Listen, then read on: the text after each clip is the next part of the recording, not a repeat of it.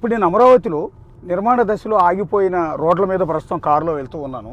వెళ్తున్నప్పుడు రోడ్డుకు అటుపక్క ఇటుపక్క పూర్తిగా ఒక జంగిల్ మాదిరిగానే మీకు కనిపిస్తుంది చూడండి. ఎక్కడికక్కడ ముళ్ళకంప, మధ్యలోనేమో ఆగిపోయిన దశలో ఉన్న రోడ్డు.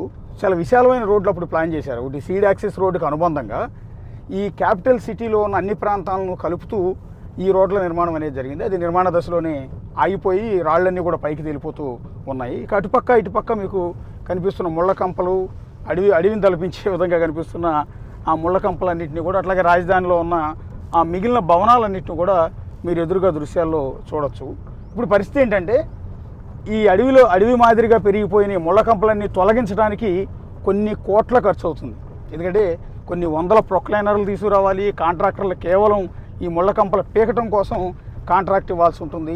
అలా చేయాలి అంటే కొన్ని కోట్ల బడ్డెన్ ప్రస్తుతం ప్రభుత్వం మీద పడుతుంది.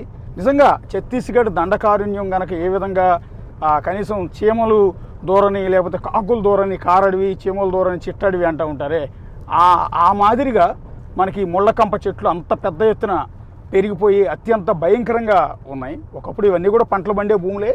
సో ఇప్పుడు రైతులు కూడా వాటిని చూసి చాలా ఆందోళన చెందుతూ ఉంటారు ఈ ముళ్ళకంపలు చూసి. ఎందుకంటే మనం ఏదైతే రాజధాని కోసం మనం భూములు ఇచ్చాం, ఆ ఇచ్చిన భూముల్లో చివరికి ముళ్ళకంపలు ఈ విధంగా మొలిచిపోయాయి అంటూ ఈ భూములు ఇచ్చిన రైతులు కూడా వీటన్నిటిని చూసి ఆందోళన చెందుతూ ఉన్నారు, కన్నీరు కారుస్తూ ఉన్నారు.